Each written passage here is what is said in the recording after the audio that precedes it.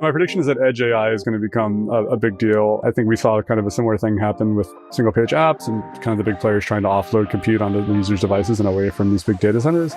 Not saying that model is necessarily flawed, but I think there's kind of been a trend over time where we have this thing that can only happen in a data center. There's like this mainframe concept, and then after time it kind of like, no, the distributed thing actually works pretty well. I also think that like our devices are good enough to get useful stuff out of AI. Like we can do a lot of the little things that are incredibly useful. Our devices are good enough to do that. Welcome to SaaS That App, building B2B Web Applications, the podcast where we share real-world stories, practical advice, and tech insights for those building or thinking about starting a tech-enabled business.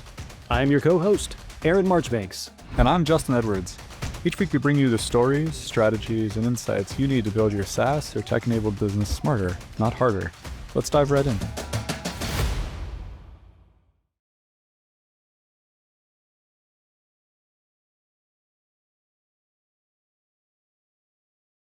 Welcome to 2026. Huzzah! We made it! We did it again.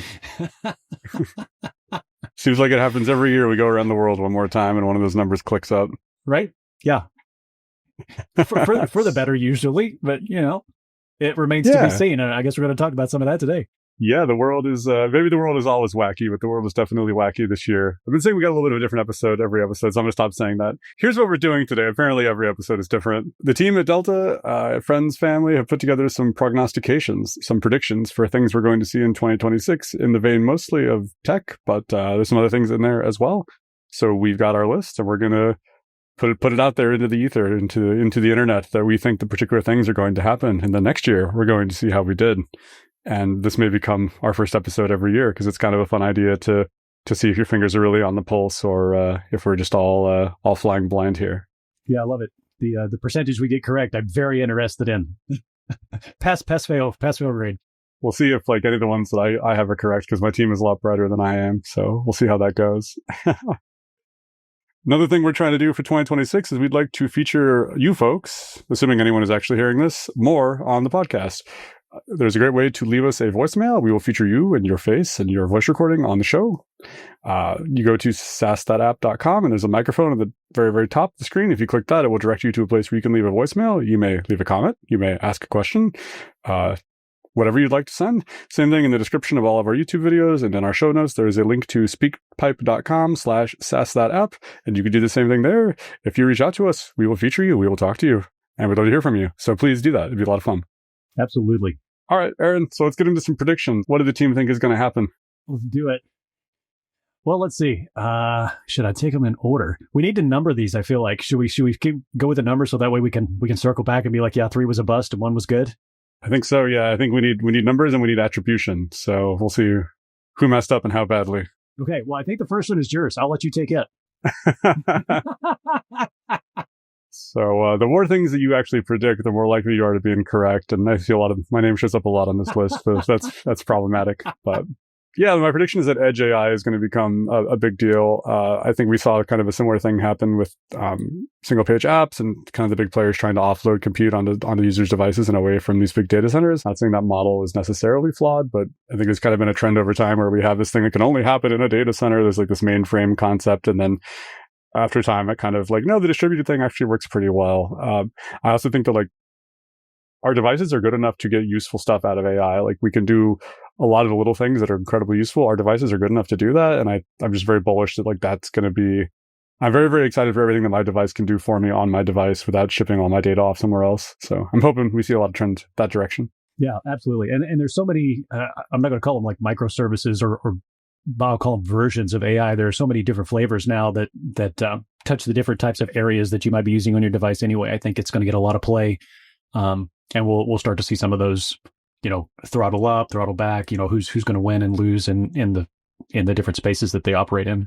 Super curious to see where that goes. The list is a little AI heavy, but that's a lot of what's going on in tech right now. So it tracks. Yeah. Everybody wants to talk about that. And that's fine. It's a hot topic for sure. So number 2, since we're numbering these, number 2 comes to us from one of our internal folks, whom you have seen on the show several times now, Nolan. He is a brilliant developer, of course, in his own right, and he's got a good pulse on things as well. But one of his notes here on number 2 is that most code will be written by large language models, LLMs. What say you, sir? I think it's a fair prediction. I've historically been like a little annoyed when people are like 80% of our code is written by AI, but it's all like boilerplate or code completions. But this year, kind of now, for the first time, we're actually seeing like agents go away and produce stuff that isn't total garbage. That's really relatively new, as much as people have been talking about it for a long time. So I think, we'll see how fast this keeps going. But no, I think it's a good likelihood that we're going to see more than 50% of our code. So I'll say the majority, if not most, written by AI helpers by the end of the year. Yeah, I think it's getting fed enough now, and I think it's getting corrected enough now that we're starting to see more usable stuff. And obviously, there's going to be some more predictions based on that. But yeah, I agree. Let me tag into, just to be maximally confusing, I'll separate their numbers so we can validate them independently. But I think totally related to this, I had the prediction, which is there's going to be a giant movement towards typed languages, because the explicitly typed in text typed languages are just very, very helpful for AI, and AI is better at generating code in those languages. So like things like TypeScript, I think that we're going to see things that are not traditionally typed that way are going to start having mechanisms that they don't already, especially like in Ruby, where we don't typically do that. There are some gems out there that let you kind of annotate or start to do that. And I think that stuff is going to enable our machines to be better. I think we're going to see more of that, which is kind of a weird move. So that is number 4, which is mine.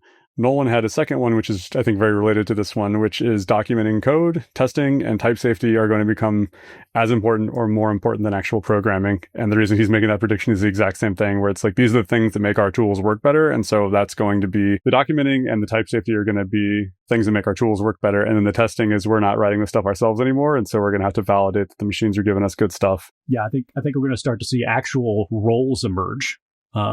To that end. So I think it was noted in one of the other ones as well that, the idea of a junior developer is not necessarily going away, but maybe possibly being replaced in part or in total by those that are creating the code in AI models. And then the seniors, I'm going to call them, are going to be a lot more responsible for making sure what's coming out is good. There are, as Justin said, a lot of these that are very AI focused. So we got another one here. This was number 5. This was by another one of our team leads, actually, Kevin, who made note of the fact that he thinks hosting costs are going to increase as these AI-focused companies continue to acquire as much hardware and infrastructure as they can.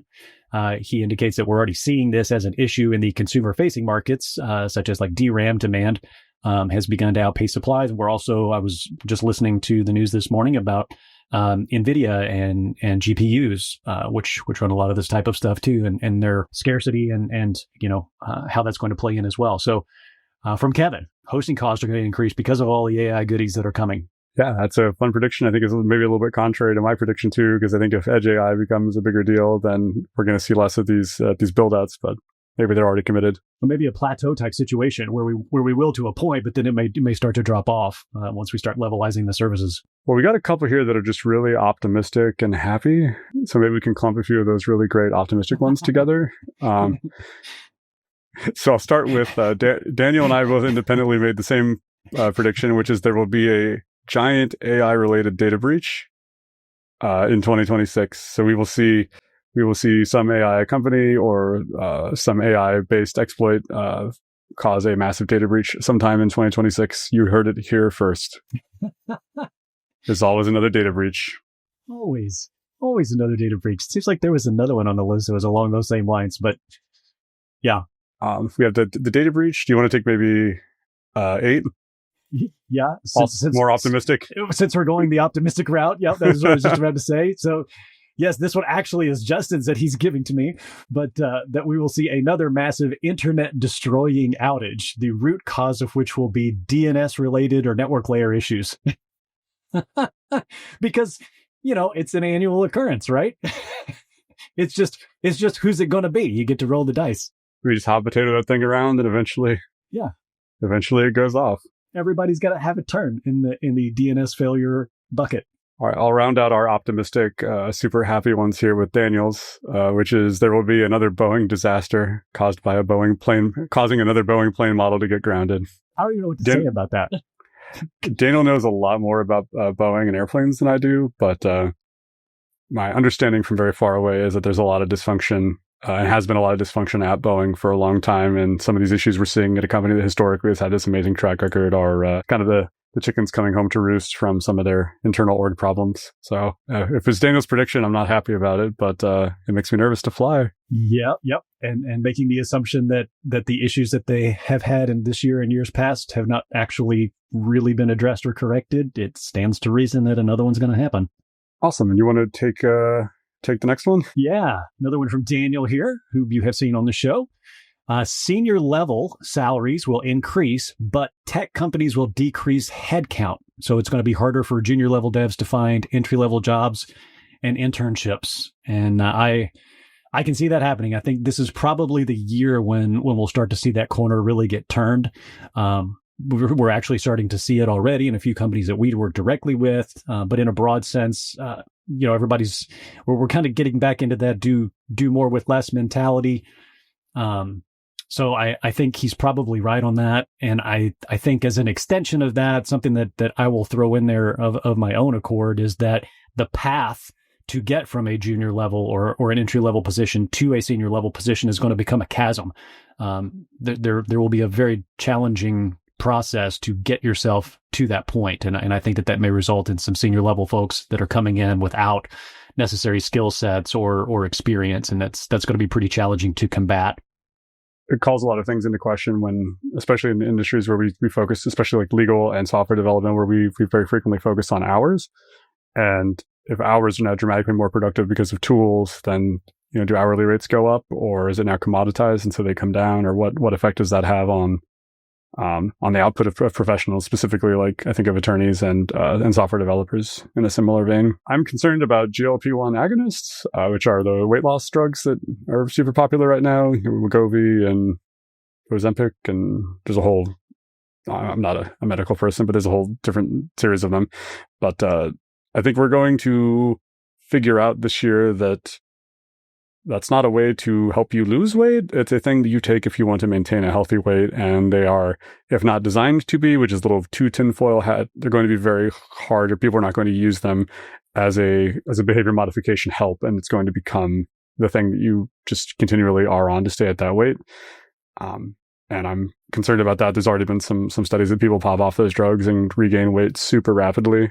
And anyway, I think we might start falling out of love a little bit with GLP-1s, or at least be a little bit more cautious about them in 2026.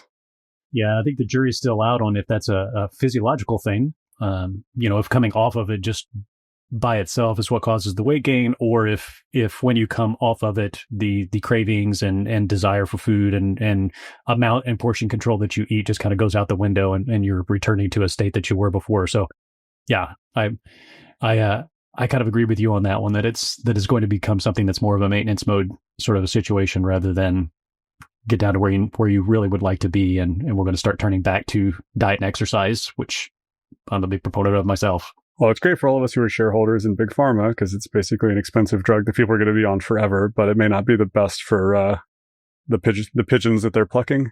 Yeah. Well, I'll take the next one here. It's mine.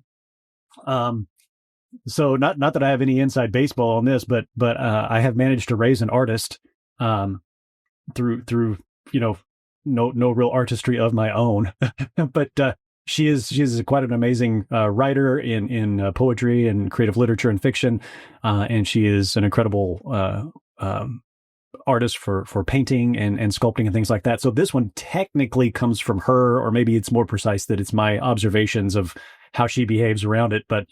I'm saying that AI is going to pretty much run just roughshod over the arts with like little to no guardrails or repercussions. You're going to see things like in the style of being one of the most frequently used prompts for creating AI generated music and literature and art. It's already started. We're already seeing it. As a matter of fact, Steve posted one in our Slack today. He's like, look at this. And it's like, yep, that is AI generated in the style of Eminem. It's like, so we're already seeing it. My daughter, she goes so far as to almost boycott AI because of how furious that she is of what it has done to the arts in general. And so I think that that's probably only going to throttle up as it becomes more accessible and things become faster at being able to be created. And I can absolutely see where she's coming from because attribution is of critical importance. And right now there is nobody guarding that. yeah, I mean, I think this needs to be litigated, or there needs to be rulings that come out of this. I'm sure there are people who are more familiar with the law, but AI and copyright, where it's like you use these copyrighted materials as part of your training set, and then your AI produces things that are very similar to the copyrighted things you consumed. And what is the law? What is attribution? What are the requirements? And a lot of these AIs are black boxes. So even proving that this was the source material is dubious, and it's a big mess, which is going to take us a long time to figure out at a idealistic level, and certainly much longer to actually like litigate and have rules and a framework for thinking about it in place. Mm-hmm. But yeah, it's hugely concerning. And the fun of AI music is it's good, like it's enjoyable and fun to listen to. And there are tons of AI artists who are like, ranking and on the charts. And yeah, it does call into some questions about the source material and attribution and these kinds of things. Yep. All right, I'm going to pick up my my favorite one from Steve. Well, I have two from Steve I really like, but I'm picking up my favorite one to do next, which is AI fatigue will become a thing. And for me, when he said AI fatigue, I thought he was talking about the condition that I have, where I'm fatigued of talking about it. Here I am screaming into the crowd about AI, and then complaining that I'm tired of talking about it, both of which are true.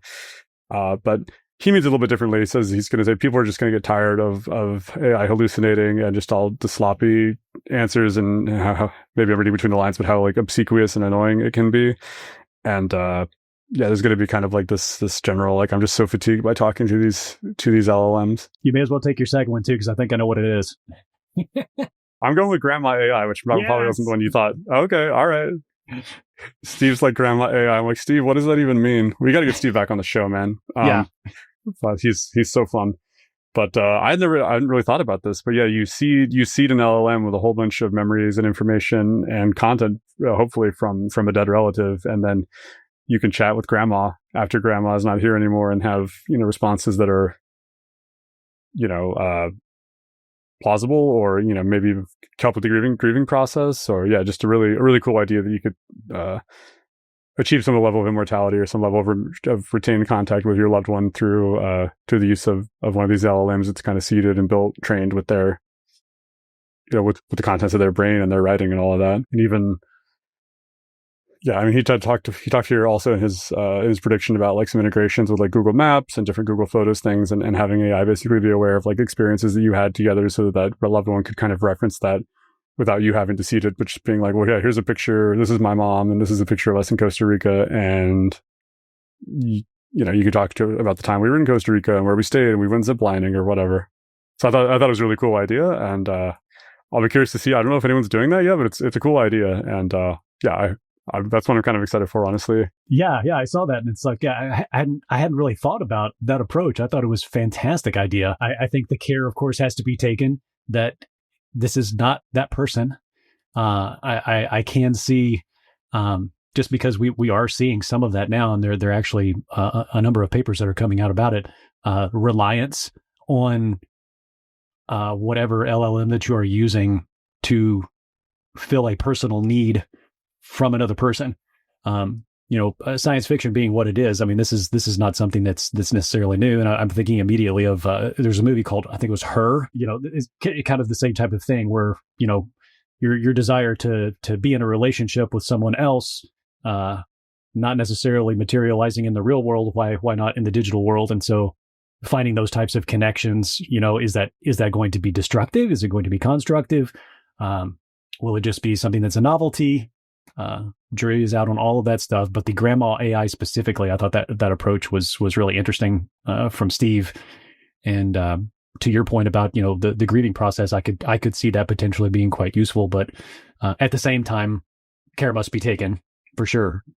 So this is the second time I thought about this podcast interview that I saw or I heard on this episode, so I wanted to mention it, and I'll put a link to it. But Paula Pant from Afford Anything just interviewed Zach Cass, who is a former OpenAI exec and giant, I gather, in the space. His interview with her was fantastic, and he talked about two main things we should be concerned about with AI, and that's not about job displacement or anything like that. But one of the ones that he talked about was exactly this kind of like, are we going to have problems where our screen addiction and our reliance on our devices goes much further than it already is, which is already causing problems, and then do we need to have policies that AIs can't pretend to be people, and that there's kind of some hard short circuit where AIs have to acknowledge that they're not human beings, and to avoid like the her effect, if you will.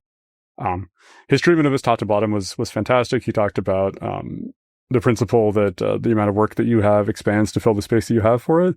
And he says if you apply that to the AI efficiencies, us humans are just going to come up with more stuff to do because we have more space, and so we'll create and find more work. The other thing that he mentioned was really problematic was we tie our identities to our jobs so much. So thinking about a post-work world where it's not exactly necessary to have a job, but you're still going to be able to eat and feed yourself and play the ukulele or whatever it is that you're into. How do we derive meaning? Who do we find out who we are? And that's the other big risk coming from AI, not this thing where no one's going to have a job and people are going to have some dystopian like unemployment situation. Anyway, I'll provide a link to that down below. The podcast has nothing to do with entrepreneurship exactly, but Paul is awesome, and that interview is very related to this one and super good. So I'll share that. This one also comes from Steve. But we'll call it a collective, because I think anybody who has worked with large language model AIs, particularly ChatGPT, either have sensed this frustration or have already put in the prompt. And that people will learn to end their prompts with, do not add hyphens to your answer. Humans don't use them. I recall very early on going into ChatGPT and just, testing out some different things. And I did notice that it really, really did like semicolons and hyphens. And it's like, that's amazing. I would never have said that or written it that way. Please do that less. I think there is actually a setting now in the panel for GPT. I haven't played with it, but I think there is actually literally a dash setting on or off. So the other one is like it tries to litter my stuff with emoticons all the time. Oh, I haven't run into that yet. Oh yeah, everything that I do, especially if I ask it to write like an outline or a blog post or something, it's all just like happy and balloons and ta-das, and I'm like, do you know me? We've been talking for years. Like, balloons? No, I'm on the circumstance side of pomp and circumstance. We give the pomp to you. Maybe it knows that, is just trying to bring it into your life, Justin. Yeah, it could be. Maybe it's tired of being my therapist, or maybe it's tired of how grumpy I am at it, and it wants to lift me up so it doesn't have to deal with me. There you go. See? Yeah. I think there was one on the list that we missed, and I wanted to get it because it was another one of Steve's, but it was he's saying we're going to, and this is kind of related to Daniel, my data breach, but he's basically saying we're going to see a coordinated, automated, AI-based botnet attack where there's AI agents that are coordinating it and making these dedicated denial of service attacks, these botnet attacks, even harder to defend against. I think that's probably pretty likely. Hopefully somebody else has that idea, so we didn't give it to them. But way to go, Justin! You're arming them. Yeah, I hate to prognosticate about great attack vectors, but and also attribution to Steve. I didn't come up with that. That's true. Yeah. So it's now Steve's fault, and I think that we should make sure that that's clear. When US East 1 goes down again, if it's the result of a botnet attack with coordinated AI, Steve's your guy, Steve Powell. I'll give you his number. That's the person to call. He did it. Yeah. Yep. Awesome. Well, this was super fun, Aaron. Yeah. Got to prognosticate. It'll be fun to come back a year from now and see how we did. See if things went in a completely different direction, or if we're even still here. Maybe the world will end between now and then. And yes. Or we will be AI generated and thus just editing content after the fact. You never know. Yeah, it's not 100% that I'm a real person. So AI's gotten very good recently. Well, I've never said that. So. Cool, guys. Well, welcome to 2026. Please, we'd love to hear from you. So contact us. We got the voice recording set up. There's a link below. It's on the website, SaaS.app.com. We'd love to hear from you and feature any questions or any comments you have on the show. Welcome to 2026. We made it, and we got more content coming for you. We're going to have a great year here. As always, it's a pleasure, Justin. And thank you all for joining us on this kind of wacky adventure that we've now find ourselves almost a year into. Hope that you stick with us for another one. Cheers, friends. Thanks for cruising along with us on SaaS That App. We hope you grabbed some insights that were inspiring, actionable, or at least entertaining. If you enjoyed the show, don't forget to subscribe and leave a review. Until next time, keep building, keep growing, and keep those apps sassy.